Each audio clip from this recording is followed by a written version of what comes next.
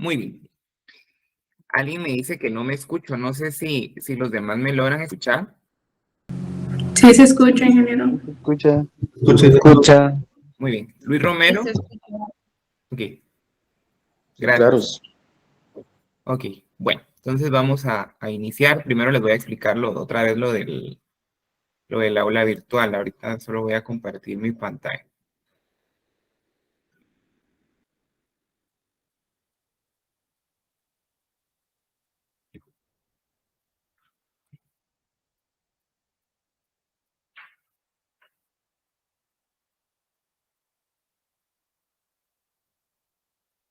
Listo.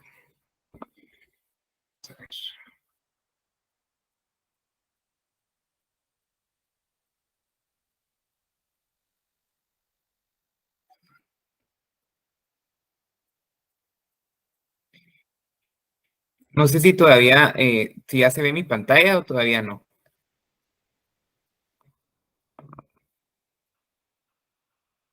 No, ok. Vamos a ver.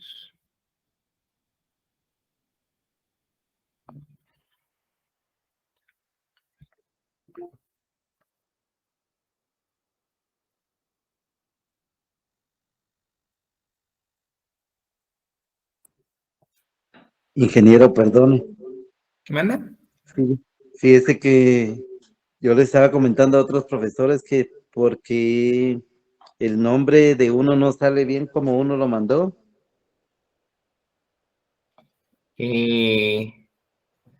¿Dónde no sale bien? Es que sale con unos signos, pongamos donde yo me llamo Walter Iván y donde Ah, sin duda por la están, tilde. pero Ajá. cuando si uno termina y te dan el diploma, sí sale bien el nombre, ¿no? Sí, ahí sí tienen que verificar eso. Sí, sin duda es por la tilde. Igual yo Pérez, por ejemplo, me sale signos igual en la E, Va. en Muchas Pérez. gracias. Ajá. Ok, muy bien. Gracias. Bueno, entonces muy bien, vamos a empezar. Yo creo que ahora sí ya se ve mi pantalla. ¿Me confirma alguien si se ve? Sí.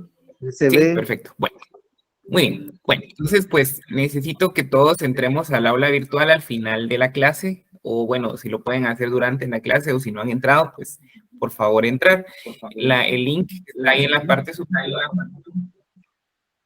Se llama aulavirtual.ingeniería.usac.edu.gt. O ustedes colocan en Google Aula Virtual Ingeniería y ahí está. ¿Alguien tiene activo su micrófono? Vamos a ver.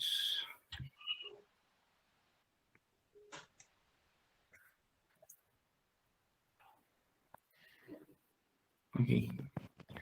Listo. Por favor. Qué barbaridad. Y soy Megan, burmestre, por si pasó lista. No, no voy a pasar lista. Muy bien, gracias. Ok. Muy bien. Bueno, entonces, ok, muy bien. En cuanto a la asistencia, yo la he estado pasando a través de la asistencia que me genera el reporte cuando ustedes se conectan. Entonces, ahorita les voy a explicar eso también, pero no es necesario que anoten ninguna lista ni poner nada. O sea, yo con gusto les voy a tomar la asistencia con el reporte que Google me pasa. Bueno, entonces, al entrar al aula virtual les tiene que aparecer uno o dos cursos, dependiendo si están asignados. Por lo visto aparecen los del semestre pasado, porque a mí me aparece el de diseño de plantas de tratamiento, que fue el que estuve dando el semestre pasado. Entonces, al ustedes entrar al segundo semestre, buscan el de gestión ambiental y les va a salir algo como esto que se está proyectando en este momento.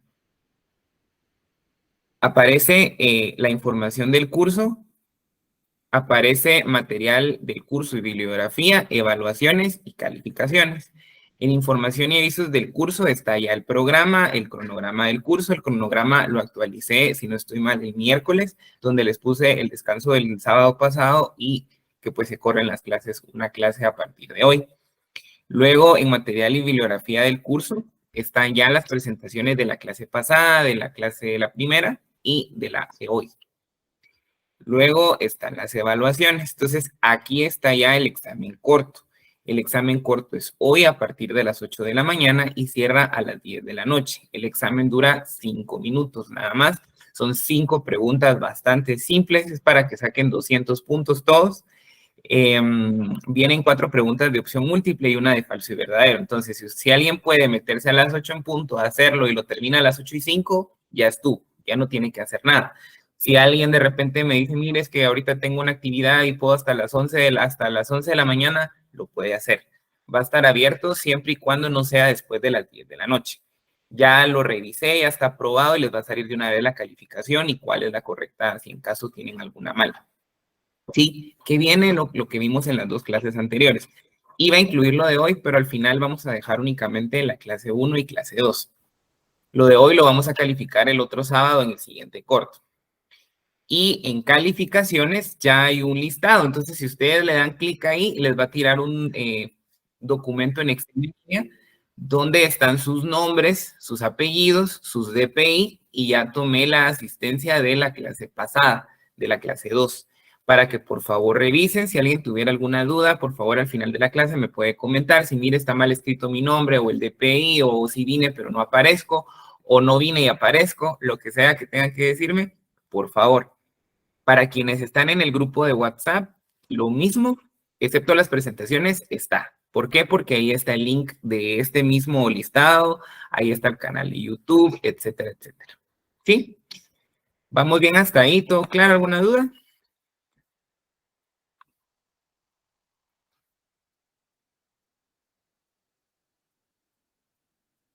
¿Todo claro, verdad? Sí. Bueno.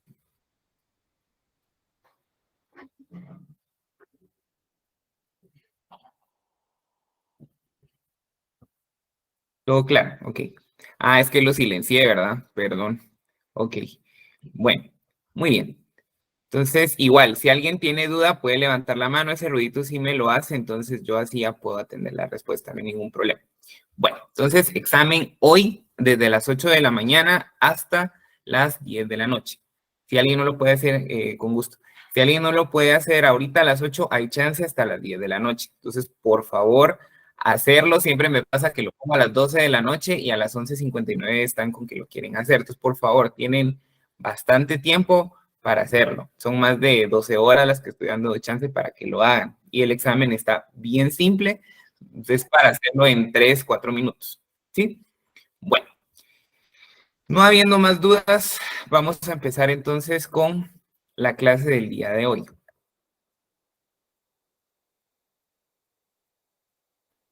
Ok, bueno. Entonces, bienvenidos nuevamente al curso de gestión ambiental. Hoy es sábado 26 de agosto. Entonces, hoy vamos a empezar con el curso. Entonces, antes de empezar, vamos a hacer un repaso rápido de lo que hemos visto y qué es lo que viene en el examen. De momento hemos visto, la verdad, no tanto, y vamos a entrar más ya al contenido del curso. Hemos visto que es un factor biótico, hemos visto que es un factor abiótico. Decíamos que los factores bióticos van a ser todos aquellos factores que tienen vida. Biótico viene de vida, de bio. Entonces, por ejemplo, decíamos que estaban los animales y las plantas, pero no olvidemos también que las bacterias también tienen vida. Entonces, tanto las bacterias como los microorganismos o los 5 reinos de la naturaleza, si hay un biólogo por acá o alguien que se acuerda de biología, de ecología o de algún curso relacionado, pues los 5 reinos de la naturaleza corresponden a un factor biótico, ¿sí? Algo que tiene una vida asociada. Por el contrario, si tenemos un factor que no tiene vida o abiótico, va a ser todo aquel que sí está en un ecosistema, pero que no va a tener un ciclo de nada, se crece, se reproduce y muere. Por ejemplo, el agua, por ejemplo, el sol, por ejemplo, el suelo, por ejemplo, el aire, ¿sí? Esos son factores abióticos. Cuando nosotros tenemos factores bióticos y abióticos en una relación, van a formar lo que se conoce como un ecosistema. Vimos rápidamente que los ecosistemas hay de 4 tipos, sin embargo, por fines del curso hablamos de 3, que son los factores terrestres, perdón, los ecosistemas terrestres, los ecosistemas marinos, los ecosistemas mixtos. En un video que les pasé, también hablaba de el ecosistema artificial. El ecosistema artificial, pues son las ciudades. Nosotros no nos vamos a hacer énfasis en ese, puesto que el curso es de gestión ambiental. Entonces, no está orientado tanto al área urbana. De ahí vimos varios ejemplos de cuáles eran terrestres, cuáles eran marinos, cuáles eran mixtos. Luego vimos que hay elementos de la tabla periódica, y ahí están todos los elementos del planeta, que son conocidos como los elementos de la vida o los bioelementos. Entre esos podemos considerar 4, que es carbono, hidrógeno, oxígeno, nitrógeno. Les decía que no se nos olvida, o a mí se me quedó con algo que me decía un profesor en algún momento que decía CHON, carbono, hidrógeno, oxígeno y nitrógeno. Esos son los 4 elementos básicos. De repente entra el azufre, de repente entra algún otro, pero esos son los 4 básicos, nada más. Entonces, esos elementos están o simples o en compuestos y van a corresponder a forma cíclica. Es lo que conocíamos como los ciclos hidrogeoquímicos, que se va a referir al flujo de vida de esos elementos dentro del ecosistema. El primero es el ciclo del carbono, que estaba acá, que se los puse en un diagrama que pueden ver ahorita, que básicamente es un diagrama simple, porque la idea no es tampoco meter reacciones químicas ni todo, sino que ustedes tengan idea, pues, hablando de la gestión ambiental, de que los elementos no están siempre estáticos. De hecho, tienen un flujo constante.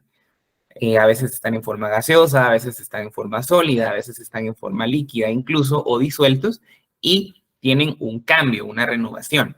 No siempre están en el suelo, no siempre están en el aire. Entonces, aquí está el ciclo del carbono a grandes rasgos. Depende de dónde empecemos el ciclo. Si empezamos donde está la erupción volcánica, por ejemplo, va a tener una fase gaseosa que se va a quedar como dióxido de carbono, que dice ahí en la parte superior, y lo que va a bajar la lava o los sedimentos y todo lo que va a caer de la erupción, lo sólido, dice que es carbono en el suelo. El carbono en el suelo puede depositarse y volverse con el tiempo un carbono fósil o bien servir para la respiración microbiana y de descomposición por estar estancado en el suelo.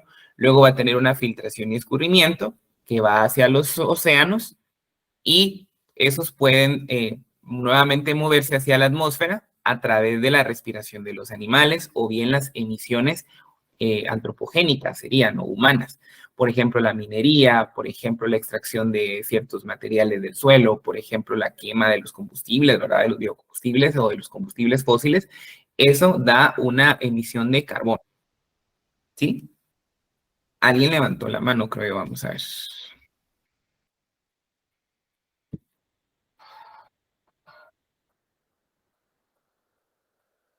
¿Alguien levantó la mano, no? Vamos a admitir a uno. Werner. Yo creo que ya dejé que Muy buenos activen el días, micrófono. Buenos días. ingeniero. Una consulta, ¿cómo se puede medir las emisiones que se realizan? Digamos, las emisiones que realizamos los seres humanos por nuestra actividad, las emisiones que se dan en los procesos de cambio de uso de suelo y, digamos, en cualquier proceso. Bueno, la medición va a depender de en qué estado esté, porque si es un estado gaseoso, por lo general el carbono está como dióxido de carbono u óxidos de carbono en realidad, porque no solo puede ser dióxido, puede ser monóxido, etcétera. Hay varios mecanismos. De repente tenemos actualmente en la industria, ahora hay unos equipos más interesantes que usted viene y capta de alguna forma tiene una entrada y en la entrada él le cuantifica cuánto hay. También de repente hay algunos sistemas tipo ORSAT, se llaman, que básicamente lo que le cuantifican es la composición de un gas. O sea, usted mete una emisión de un gas y él le dice cuánto nitrógeno tiene, cuánto carbono, cuánto, etcétera, etcétera. Hay varias formas, si fuera gaseoso. Si fuera líquido, pues sería del análisis de agua o del fluido, ¿verdad? Y si fuera sólido, por ejemplo, en el suelo, hay análisis gravimétrico, se llama. Y el gravimétrico básicamente lo que le dice es la calidad del suelo, que le dice, bueno, este suelo tiene tantos minerales, etcétera. Luego, primero es de establecer en qué estado de la materia está, si está sólido, líquido, gaseoso, y en función de eso se puede. Pero en los 3 casos es posible medirlo. Y para usted saber si está bien o mal, tiene que tener una guía o una normativa que cumplir. Entonces la normativa le va a decir, bueno, usted tiene que emitir no más de tanto. Entonces esa norma es la que usted le va a decir y usted va a comparar y dice, bueno, dice no más de 100 y yo estoy en 200, estoy mal. ¿Sí? ¿Estamos bien? Sí, gracias. Ok, perfecto. ¿Alguien me puso algo de la estación del clima? Sí, también. En una estación climática pueden haber sensores. Por lo general, en estación climática, más lo que se mide es la presión barométrica, la humedad relativa, temperatura, etcétera. Pero sí se puede poner también en una estación del clima. También es posible. Siempre y cuando tenga las condiciones adecuadas, se puede. Sobre todo en aire atmosférico, que hoy vamos a ver justo la atmósfera. Walter, ¿también usted levantó la mano, no? Sí, es que, perdone, usted dijo 4 ciclos y yo solo 3 he estudiado porque solo el ciclo del carbono, del nitrógeno y del fósforo. ¿Cuál será el cuarto? Ok, es carbono, hidrógeno, oxígeno, nitrógeno. O sea, la palabra chon. Carbono, hidrógeno, oxígeno, nitrógeno. Esos son Muchas los gracias. 4. Ok, perfecto. ¿Alguien más? Antes de que me regrese a la presentación. No. Bueno, si no, levanten la mano y activen los micrófonos. Solo por favor revisen de que no lo tengan encendido porque me hacen interferencia. Por eso los había apagado en algún momento. Bueno, luego si se ven siempre del lado derecho de la presentación, dice que hay intercambio de gases entre el mar y el aire, porque el mar como tal y el aire van a tener una relación que permite la recirculación del aire, y si el aire lleva dióxido de carbono, monóxido de carbono o el carbono de alguna forma, pues eso va a permitir que suba a la atmósfera o baje al océano. Hoy vamos a ver, como les digo, la atmósfera. Entonces ahí vamos a empezar a ver lo que son las celdas o las células de movimiento del aire, que vamos a tener 3. Ahorita lo vamos a ver, pero más o menos así funciona. La idea del ciclo del carbono es que ustedes vean que hay un flujo que no es estático. Como digo, puede estar en forma gaseosa, en forma líquida, en forma sólida. El carbono no necesariamente va a estar gaseoso ni siempre obligatoriamente sólido, ¿sí? Hay varias formas. El carbono en la naturaleza los van a encontrar ustedes en forma gaseosa o bien en forma sólida, por lo general, en forma de grafito y en forma de diamante. Por si alguien no sabía, el diamante, la gema preciosa, la de los anillos de compromiso, etcétera, ese es una variación del carbono, ¿sí? Y igual el carbono, otra variación sería el grafito, que pudiéramos decir que es el carbón con el que juntan fuego, digamos, ¿verdad? Ese sería también un tipo de carbono. Y los gaseosos, ¿verdad? Que es el dióxido de carbono, el monóxido de carbono, que creo que todos lo hemos escuchado en algún momento. Sobre todo si hay alguien aquí ambientalista o alguien que ha estudiado algo de ambiente, pues fijo, eso es de los gases de efecto invernadero y es un contaminante, que lo vamos a ver más adelante. Bueno, siguiente ciclo hidrogeoquímico es el ciclo del nitrógeno. El nitrógeno básicamente funciona muy similar. Si partimos de la atmósfera, por ejemplo, hacia abajo en el centro, dice fijación de nitrógeno por las bacterias. Las bacterias tienen la capacidad del gas o el nitrógeno gaseoso de fijarlo. ¿Y dónde lo va a fijar? En el suelo. Entonces, se puede dar una reacción química que se va a llamar amonificación por las bacterias y hongos, que está del lado izquierdo o en el suelo. Va a haber nitrificación, que va a ser la descomposición a nitritos y nitratos, y luego se va a volver gaseoso. Las bacterias en el suelo tienen la capacidad de absorber el nitrógeno, tomar para ellas el alimento y hacer descomposiciones que nuevamente van a ser gaseosas. ¿Sí? Eso sería del lado izquierdo. Luego, del lado derecho, otra forma del nitrógeno, por ejemplo, los fertilizantes, ¿verdad? Si hay algún agrónomo acá, la urea, ¿verdad? Pues tiene bastante nitrógeno, ¿sí? O es básicamente nitrógeno igual. La mayoría de fertilizantes contienen nitrógeno en su estructura y pues al utilizarlo en las plantas puede haber un escurrimiento hacia el suelo, hacia el agua, van a haber redes tróficas marinas y también va a haber descomposición nitritos, nitratos, pero a nivel oceánico o a nivel de cuerpos hídricos. Y luego, nuevamente, va a subir la descomposición como nitrógeno gaseoso hacia la atmósfera. Ese es otro ejemplo del ciclo, en este caso, del nitrógeno. Siempre hidrogeoquímico, pero del nitrógeno. ¿Sí? Bueno. Ciclo del fósforo. El fósforo y el azufre creo que no lo incluí. El fósforo lo incluí solo para que lo conozcamos porque los bioelementos es carbono, hidrógeno, oxígeno y nitrógeno. Todos los demás que ustedes puedan encontrar en literatura, en bibliografía, está bien, pero los que vamos a hacer énfasis va a ser carbono, hidrógeno, oxígeno y nitrógeno. El hidrógeno lo vamos a ver en la hidrosfera cuando hablemos del agua. Por eso no lo incluí al inicio como ciclo hidrogeoquímico, pero también es. Luego está un volcán, en el caso del fósforo.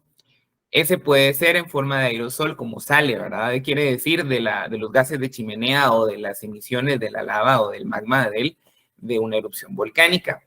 O también la extracción minera. Casi todos los procesos industriales traen una extracción de varios bioelementos por la abundancia que hay en el planeta. Luego el aerosol puede incluirse como redes tróficas terrestres, luego eso se puede permear en el suelo y disolver en ríos y lagos, o bien en el suelo, en las rocas, en los océanos, o también los fertilizantes y algunos escurrimientos, ¿verdad? Pasa mucho que cuando tenemos una concentración alta de algún elemento, como el carbono, como el nitrógeno, como el hidrógeno, como el fósforo, como el azufre, en el aire van a estar en forma iónica, no en forma de compuesto. Entonces, lo que pasa muchas veces es cuando llueve, se hidrolizan o se mojan esas moléculas o esos iones disueltos en el aire, por lo tanto, van a precipitar. Cuando llueve, eso se conoce como lluvia ácida. La lluvia ácida va a ser un fenómeno que pasa cuando hay demasiados iones en forma gaseosa en la atmósfera, se hidrolizan, se mojan, entonces caen ya como ácido nítrico, como ácido nitroso, como ácido carbónico, ¿sí? Eso puede pasar. ¿Que es dañino? Depende de la concentración, claro que sí. En Guatemala, pues afortunadamente no tenemos casos de lluvia ácida. En casos de Asia o en países industrializados, sí pasa. Y el problema es que la atmósfera, vamos a ver, que tiene un flujo constante. No es de decir, bueno, yo contaminé aquí en Guatemala y el aire que yo emití se va a quedar justamente en Guatemala. No. El aire tiene una recirculación en el planeta. Entonces, eventualmente puede ser que la contaminación que yo haga aquí en Guatemala resulte que vaya a precipitar a Estados Unidos, puede ser, o a algún otro lugar. Sí, no es seguro que yo contamine aquí y que aquí encima mío se vaya a quedar, no. O sea, el aire se renueva y tiene un flujo. ¿Vamos bien hasta ahí? ¿Alguna Sí, duda? sí. Ok. Bueno. Muy bien. Sí, vamos bien. Entonces, ¿verdad?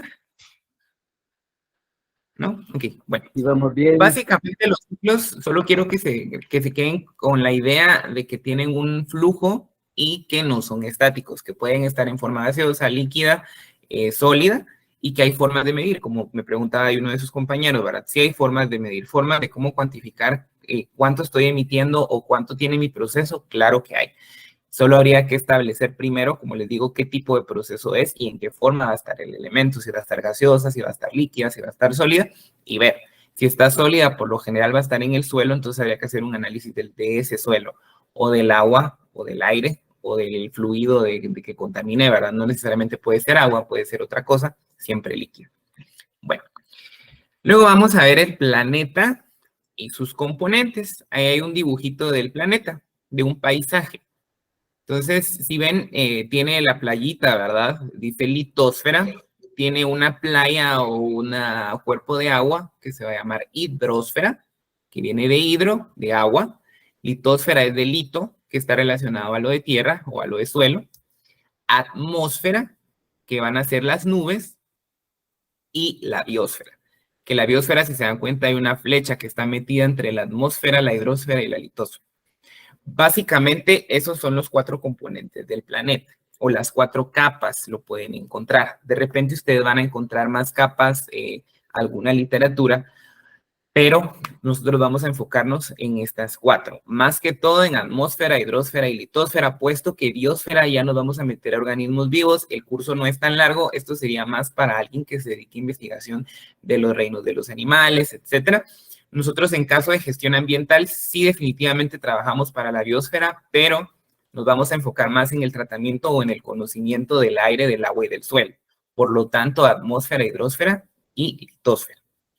Sí, bueno, entonces vamos a empezar. El primer componente que vamos a ver es la atmósfera. Atmósfera es el nombre de la capa del planeta que se refiere a todo lo gaseoso que está. Cuando nosotros respiramos, estamos tomando aire de la atmósfera. Cuando de repente viene el aire, se siente así fresco en un día soleado, eso es la atmósfera. Cuando usted va a Escuintla o a algún lugar, si ha tenido la oportunidad de ir a la costa, no me dejará mentir si hay alguien de aquí en el curso que viva por allá, que es un calor bastante húmedo, que se siente aquel sofocamiento o aquel como fuerte, ¿verdad? Eso es la acción de la atmósfera, que está muy saturada. Entonces aquí les traigo ideas de qué es la atmósfera. Dice que la atmósfera es una capa homogénea de gases concentrada alrededor de un planeta o astro celeste y mantenida en su lugar por acción de la gravedad. En algunos planetas compuestos mayoritariamente por gas, esta capa puede ser particularmente profunda y densa, o densa y profunda.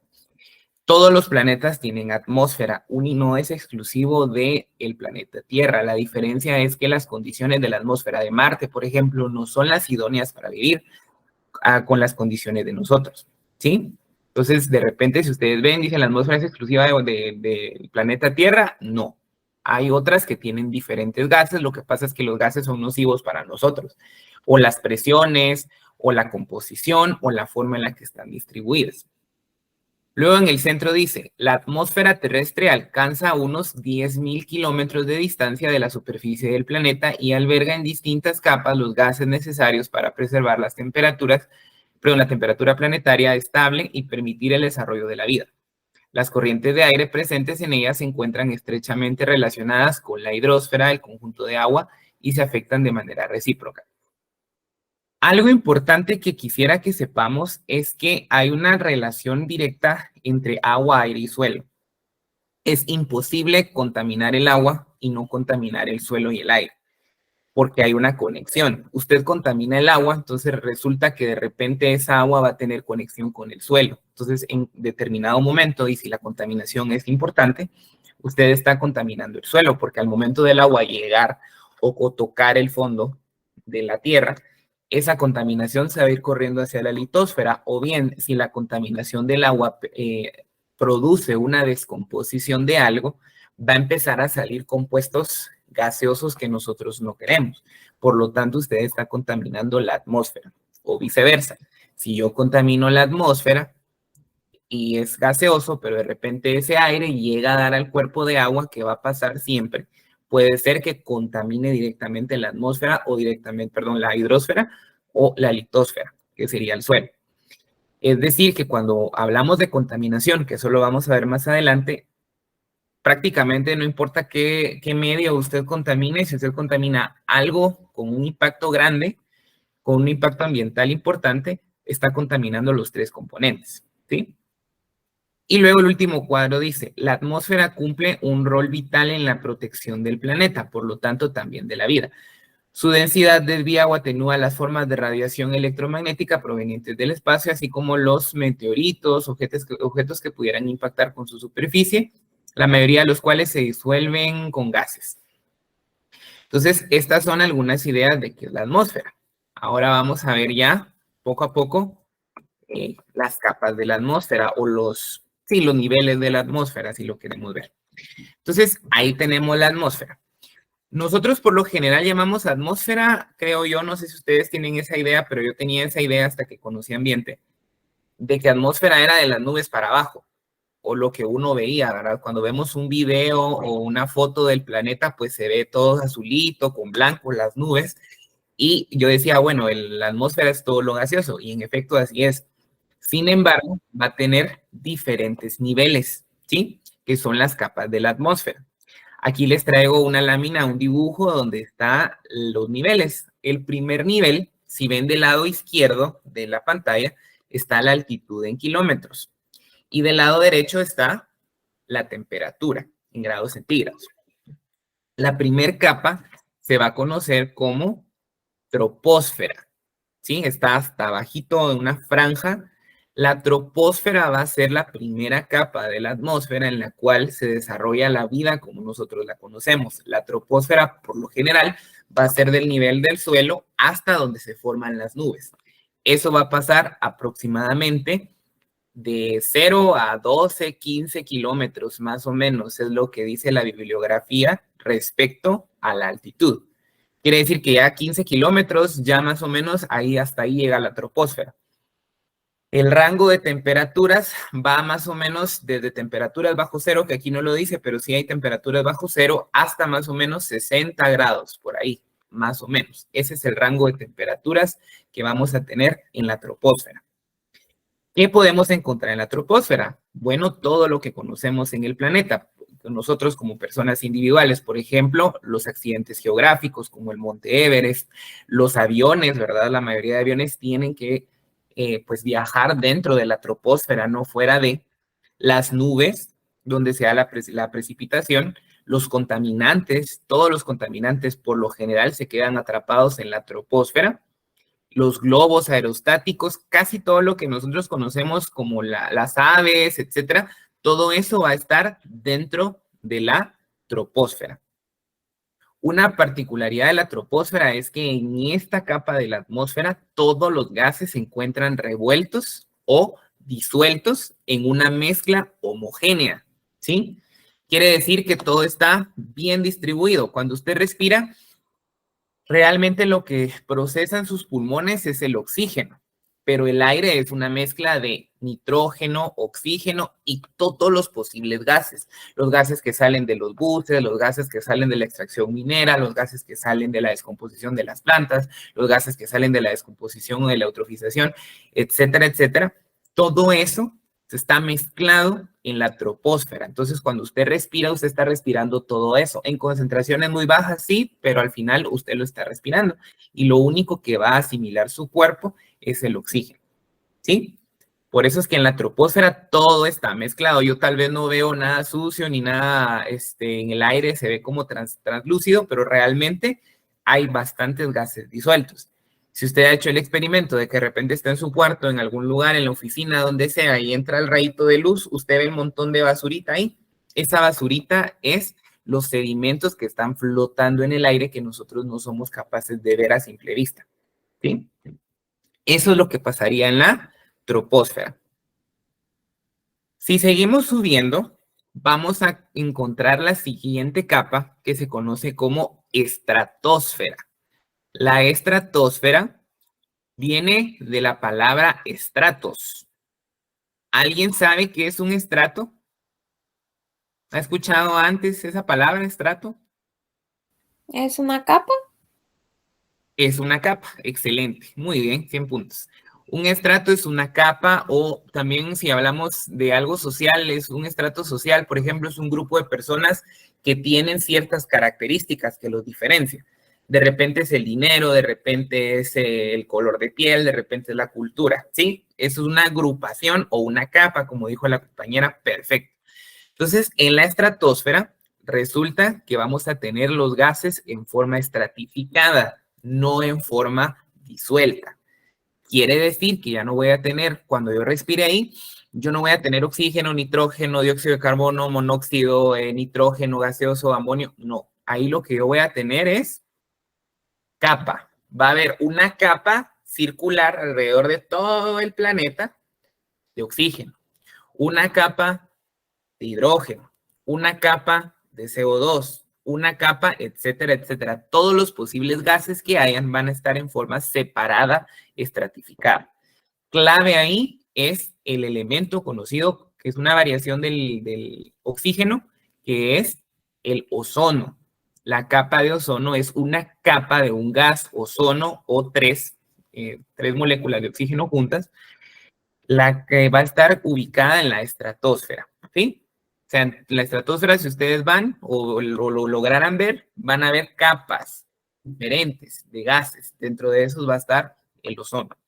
La capa de ozono, pues básicamente lo que va a hacer es evitar que la radiación UV o la radiación del sol sea demasiado fuerte para nosotros, ¿sí?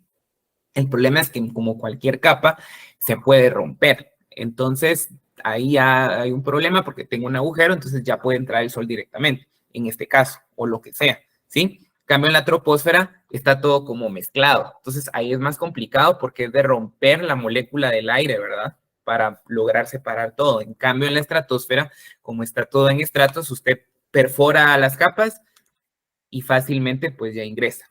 Sin embargo, de algunos elementos, algunos compuestos tienen la posibilidad de volverse a reparar. En el caso de la capa de ozono no es tan así, más con el hecho de toda la contaminación que las personas hacemos, ¿verdad? La estratosfera llega más o menos inmediatamente arriba de la troposfera, quiere decir que va a estar de los 15 a los 50 kilómetros sobre nosotros. Las temperaturas van a estar más o menos de los 80 grados a los 5 grados, más o menos. Ahí vamos a encontrar aviones supersónicos, estrellas fugaces, los rayos cósmicos, las nubes generadas por las explosiones atómicas por lo general llegan hasta esas alturas. Los globos meteorológicos también van a estar en ese lado. Pero como les digo, clave o importante para que no se nos olvide la estratosfera, la palabra estratos, que son las capas. Ahí el aire no va a estar como lo conocemos ahorita. Va a estar en capas separadas, no mezclado. ¿Sí? Si seguimos subiendo, vamos a encontrar la mesósfera. La mesósfera básicamente, bueno, antes de seguir estratosfera, alguien me preguntaba en una ocasión, mire, pero ¿por qué están separados así? ¿Por qué no están mezclados? ¿Qué es lo que pasa para que en la troposfera estén disueltos los gases y en la estratosfera no? Bueno, pues hay muchas explicaciones, pero de forma sencilla podemos ver por qué así está diseñado el planeta. Por lo general es por las condiciones de presión y de temperatura que hay ahí, que logran como que los gases sean invisibles en ese punto, que no se mezclen, que se separen, ¿sí? Es como que si tuviera agua y aceite. Aunque usted lo mezcle, se van a separar. La presión y la temperatura es la ideal ahí para que se dé esa separación, sobre todo la temperatura, ¿sí? Bueno, luego si seguimos subiendo vamos a tener la mesósfera. La mesósfera está inmediatamente arriba de la estratosfera. Estamos hablando de 50 a 80 kilómetros sobre nosotros. Ahí van a viajar ondas de radio o los rayos cósmicos. Aquí, a diferencia de la estratosfera, cambian las condiciones de temperatura, se vuelve a calentar, llega hasta los 95 grados centígrados, por lo tanto, ahí se vuelven a mezclar los posibles gases que hayan. Ahí no vamos a tener separados los gases. La única capa de la atmósfera donde van a estar separados los gases va a ser la estratosfera. De ahí en los demás vamos a tener mezclas. Pueden ser homogéneas, heterogéneas, pero mezclas, no separados. ¿Sí? Finalmente, bueno, luego seguimos subiendo a tener la termósfera, que está de 80 a 500 kilómetros más o menos. Ahí la temperatura, si se ven, está de los 95 a los 1000 grados. De repente llega hasta los 1500 grados aproximadamente. Termósfera, de aquí podemos rescatar la palabra termo, que está relacionado con termodinámica, con calor, con temperatura. La termósfera es la capa del planeta que tiene las temperaturas extremadamente altas y funcionan como un escudo protector cuando entra un cuerpo del espacio.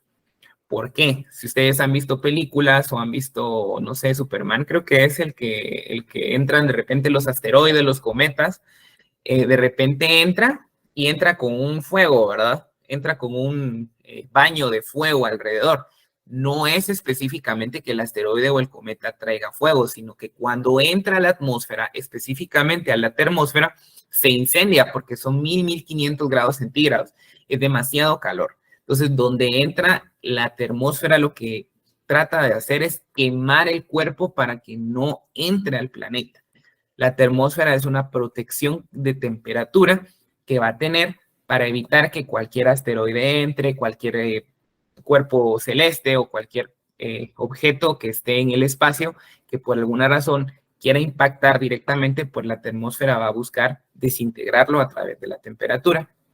Fenómenos que se dan ahí son las nubes luminiscentes, las auroras polares, y también de repente las naves en órbita terrestre van a estar ahí colocadas, solo que no a altitudes tan altas porque la temperatura va aumentando a medida que vamos subiendo. Mientras más alto estamos, más calor va a haber ahí. Finalmente, arriba de los 500 kilómetros vamos a tener la exósfera. En la exósfera vamos a tener algunos satélites y algunas auroras también.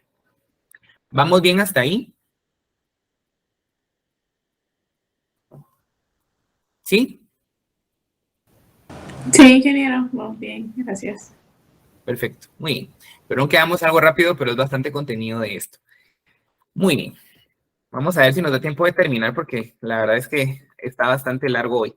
Bueno, algo importante de la atmósfera, ya que vimos las capas es más para que ustedes sepan que hay capas y que el planeta es realmente interesante y realmente es un sistema, pudiera decir que perfecto, debido a que Todo tiene una finalidad. La estratosfera permite la capa de ozono, la termósfera permite una temperatura para desintegrar cualquier cosa que entre, la troposfera permite la mezcla de gases para el desarrollo de la vida. Todas las capas tienen una función. Sin embargo, la función global de la atmósfera que nos interesa a nosotros para la gestión ambiental es el término efecto invernadero y gases de efecto invernadero, que ahí lo tengo entre paréntesis como GEI, gases de efecto invernadero. Quienes van a dedicarse al tema ambiental o al tema de gestión ambiental tienen que saber cuando ven en la literatura GEI, gases de efecto invernadero. Eso es algo importantísimo y que siempre sale en los temas ambientales. ¿Qué es el efecto invernadero y qué son los gases de efecto invernadero? El efecto invernadero básicamente va a ser la acción que tiene el planeta de mantener la temperatura. Estuve medio revisando y varios de ustedes están relacionados con química según el listado oficial que me pasó Escuela Técnica. Entonces vamos a hablar de la ley cero de la termodinámica. La ley cero de la termodinámica dice que dos cuerpos, si yo tengo dos cuerpos a diferente temperatura y los pongo en contacto, que es, obviamente despreciando el aire y todo lo demás, van a buscar un equilibrio térmico a una temperatura intermedia. Por ejemplo, si yo tuviera algo a 10 grados y algo a 20 grados, los pego, deberían de equilibrarse a 15 grados, ¿sí? A una temperatura intermedia. Eso, como les digo, un sistema ideal, sin aire, sin transferencia de calor, etc. Un claro ejemplo es cuando ustedes hacen una taza de café, por ejemplo. El café está muy caliente, pero usted está platicando, usted está haciendo otra cosa y al cabo de los minutos el café se va a equilibrar con el medio. Por lo tanto, va a estar más frío o frío de una vez, ¿verdad? De 20 grados, no sé, depende de dónde esté. Eso es lo que pasa, que todo busca equilibrar la temperatura. Igual pasa con el planeta. Ahorita son las 7:50 de la mañana. Ahorita en mi casa está empezando a pegar el sol, está empezando a calentarse el medio, ¿verdad? El entorno, el aire se empieza a calentar. Entonces, ¿qué pasa a las 8 de la noche cuando ya no hay sol?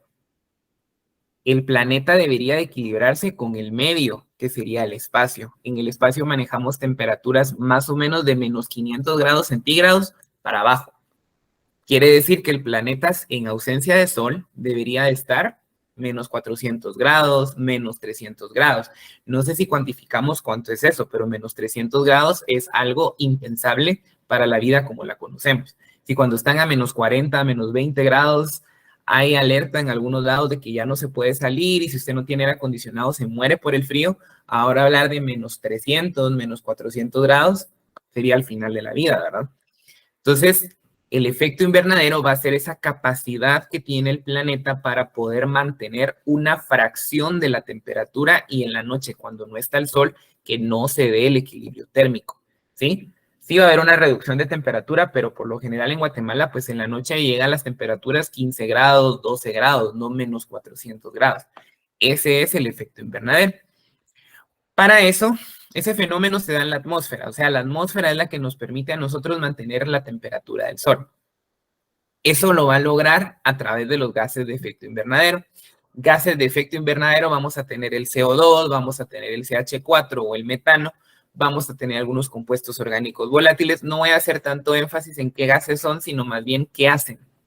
La finalidad de los gases es, bueno, entra el sol, pero no van a entrar 1000 grados, por darles un ejemplo, pero en realidad solo van a entrar 25 grados. Lo demás va a ser rechazado otra vez al espacio, que es esta flechita que tienen por ahí que está para afuera. Eso lo hacen también los gases de efecto invernadero. Absorber una fracción y sacar otra, ¿sí? Y en la noche, cuando no está el sol, pues que esa temperatura se mantenga distribuida dentro de la biosfera, sería en este caso, ¿verdad? Que somos todos nosotros. ¿Vamos bien hasta ahí? ¿Queda claro esa idea? ¿Sí? Sí, está claro. No me quedó muy claro, ingeniero. Disculpe, ¿podría repetir? Ok. El efecto invernadero es el efecto o el fenómeno que pasa en el planeta de que entra la radiación solar, los gases de efecto invernadero permean o aceptan una fracción del calor y lo demás lo rechazan. Ese es el efecto invernadero, ¿sí? La acción que tenemos de resguardar una fracción de la radiación solar para cuando no esté el sol no equilibrarnos con el espacio. ¿Sí? Eso sería básicamente. Eso lo van a hacer los gases de efecto invernadero. Los gases de efecto invernadero básicamente están en el planeta para eso. Y eso se da en la estratosfera. Ahí es donde se da el efecto invernadero, de la estratosfera hacia abajo. Ahí es donde se da ese fenómeno. El problema es que la actividad antropogénica o la actividad del hombre, por ejemplo, la extracción minera, por ejemplo, no sé, los procesos químicos, la combustión de hidrocarburos, etcétera, etcétera, aumentan la cantidad de los gases de efecto invernadero. Entonces, de repente, ya no entran 5 gases, sino que entran 20 gases. Entonces, yo aumento la concentración de esos gases de efecto invernadero. O sea, los gases de efecto invernadero por naturaleza están puestos. El problema es que a medida que yo hago más, entonces ya no voy a absorber 1 grado, sino que voy a absorber 2 grados, 3 grados, 4 grados. Eso se le va a conocer como cambio climático o calentamiento global. Eso lo vamos a ver más adelante cuando veamos vulnerabilidad, pero en principio los gases de efecto invernadero están diseñados para el efecto invernadero y sí son importantes, son vitales. El problema es cuando la actividad del hombre o de nosotras las personas hace que esas concentraciones aumenten. Entonces ya no absorbemos la temperatura que es, sino que más. ¿Sí? Por ahí va a entrar el concepto de gradiente vertical térmico. Quienes han llevado ambiental saben del gradiente adiabático, pero eso no lo vamos a hablar. Más que todo me interesa la idea del gradiente vertical térmico, GVT o GVT. Básicamente, un gradiente es una razón de cambio. ¿Sí? ¿Cuántos niños entran en 1 minuto? Eso es un gradiente. Si usted va a un comercial a la puerta, ¿cuánta gente entra en 1 hora? Eso es un gradiente, una razón de cambio, ¿sí? Entonces, un gradiente térmico va a ser cuánto cambia la temperatura en una unidad de tiempo, en una unidad de volumen, en una unidad de altitud. El gradiente vertical térmico va a ser la razón de cambio de la temperatura asociada a la altitud. ¿Cómo funciona la atmósfera? El sol entra, calienta el agua y el suelo, perdón. Entonces, ellos absorben el 100% de la radiación que dejan pasar los gases de efecto invernadero. Entonces, resulta que se calientan lo más posible y cuando ya no está el sol, ellos empiezan a desprender ese calor. Entonces, mientras más cerca usted está de la playa o mientras más cerca está del suelo, está más caliente. A medida que usted va subiendo la altitud, va disminuyéndose la temperatura, porque el cuerpo caliente entonces va a ser el agua y va a ser el suelo, que es el que en realidad absorbió el calor. Luego van a empezar a emitir ese calor, entonces a medida que usted está más en alto, es menos temperatura. Entonces, ese fenómeno es el gradiente vertical térmico. Entonces, quiere decir, bueno, yo estoy a 2000 metros sobre el nivel del mar, ¿será que va a estar más caliente o más frío que el agua? Definitivamente va a estar más frío, porque lo más caliente en el planeta va a ser el suelo y el agua. Lo más frío va a ser a medida que usted suba. Por eso hay esas variaciones, ¿sí?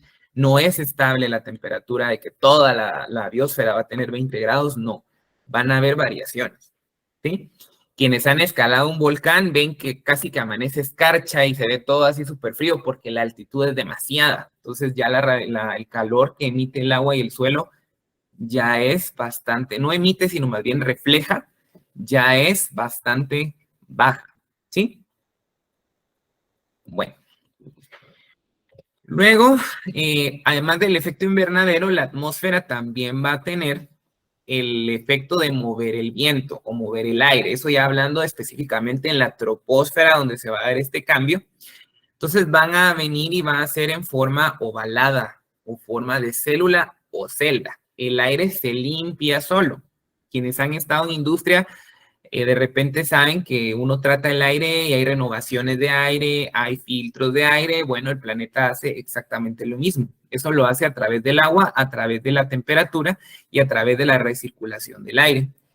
Resulta que por ahí va a entrar, así es el planeta como lo tenemos en color verde, y vamos a tener celdas de aire en forma de óvalos que van a estar girando para renovarse.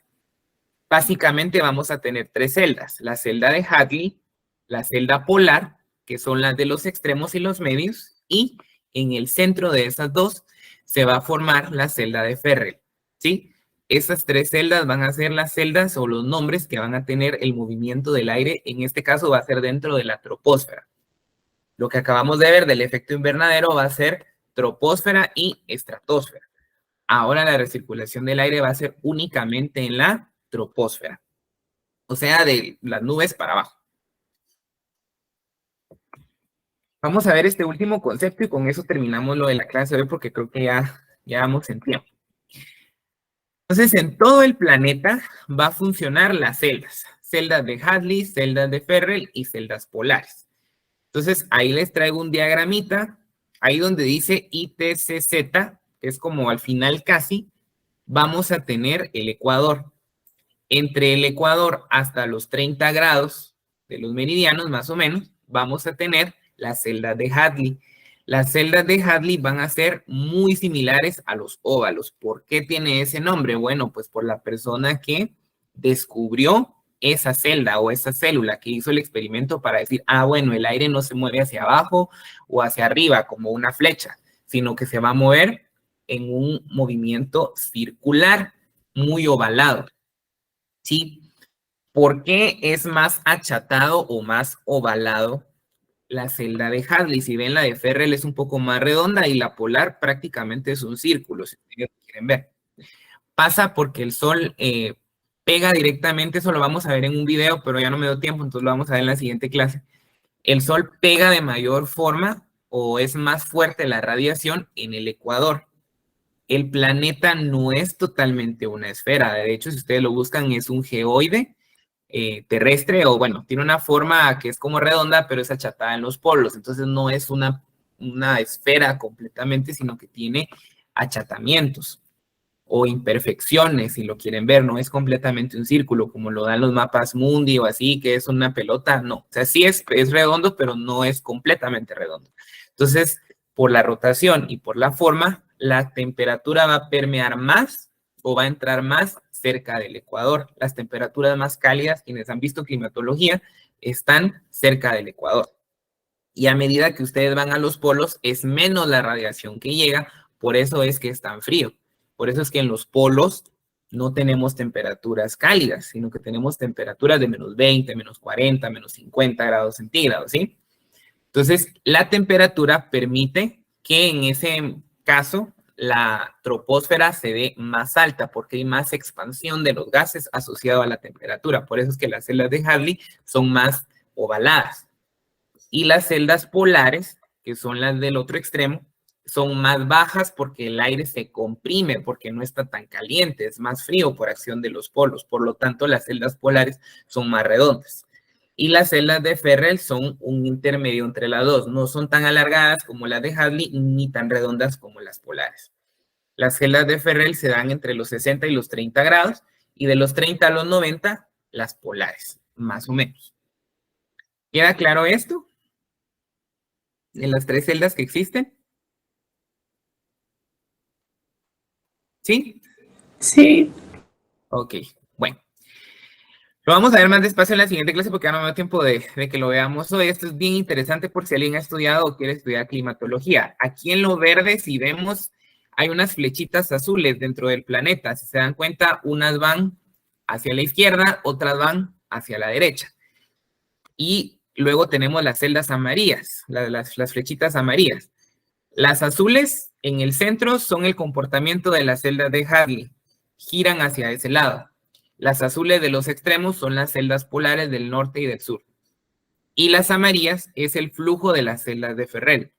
Si se dan cuenta, hay flechas para todos lados, no todos van en el mismo sentido. Eso se va a deber al efecto Coriolis, que eso lo voy a mostrar en un video, que lo vamos a ver yo creo que ya en la siguiente clase, porque ya me pasé unos minutos.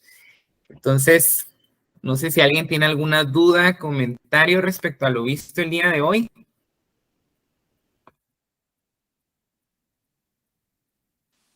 Disculpe, ingeniero, su clase queda grabada. Sí, sí la estoy grabando. Primero yo la subo al canal de YouTube al final. Gracias. Muchas gracias. Ingeniero, muy bonito. Gusto venir siempre. Muy bien, perfecto. Lo vamos a ver más bonito en un video que les traía, pero por tema tiempo ya no me dio, pero vamos a verlo en la siguiente clase. para que veamos cómo funciona el efecto Coriolis y que entiendan de mejor forma las celdas de Hadley, de Ferrell y las polares. ¿Sí? Muy bien. Bueno, entonces si no hay más dudas, ya pueden entrar a la aula virtual y ya está habilitado el examen de ahorita hasta las 10 de la noche. Entonces, por favor, la clase, yo al nomás me llegue la grabación, yo la subo al canal de YouTube, ahí va a estar también. El examen no viene de esto. ¿Cuál es el canal? Lo voy a poner en aula virtual. Si no, está en el link en la descripción del curso del grupo WhatsApp. Ahí está todo. ¿Sí? Muy bien, gracias Andrea, Irma, Mónica. Y bueno, entonces, pues si no hay más dudas o comentarios, pues nos vemos el próximo sábado. Cualquier duda, pues me escriben, por favor. Yo voy a estar pendiente, sobre todo porque hoy es el examen corto. Entonces, por favor, no olviden hacerlo porque solo es el día de hoy. Por favor. Feliz fin de semana. Gracias, ingeniero. Feliz fin de semana a todos. Nos vemos el próximo. Gracias. Feliz fin de semana. Gracias. Nos vemos. Muchas gracias, ingeniero. Gracias. Feliz día. Feliz día a todos. Feliz día. Bendiciones. Feliz día. Feliz día a todos. Feliz día, Inge. Feliz día.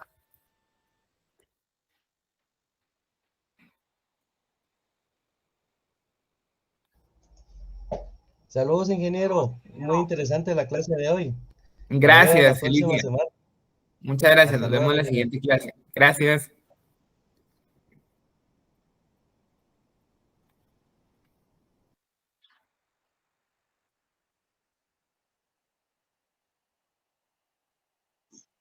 Inge, una consulta, ¿cuál es el modo de asistencia? Perdone. El modo de asistencia es que se conecten y a mí me llega un reporte, el Google me hace un reporte a mí donde dice los correos, quién se conectó.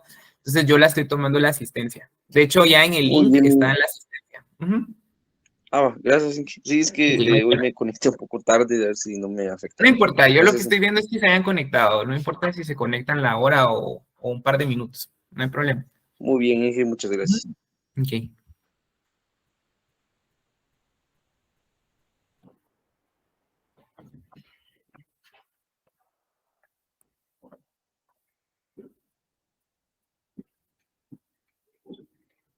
Narciso, por si está conectado todavía, pues yo estoy tomando la asistencia, no hay que llenar nada, no hay problema.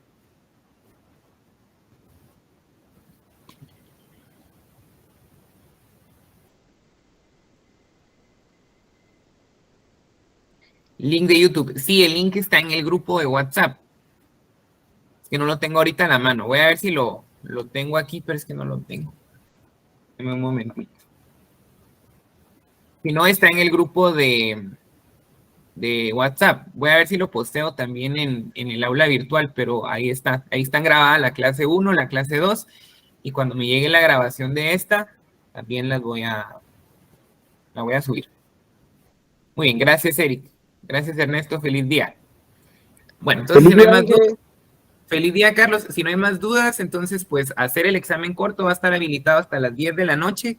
Cualquier cosa, pues, ahí está mi número en WhatsApp o me envían también en aula virtual, también está la opción de enviarme un mensaje. Entonces, nos vemos el próximo sábado.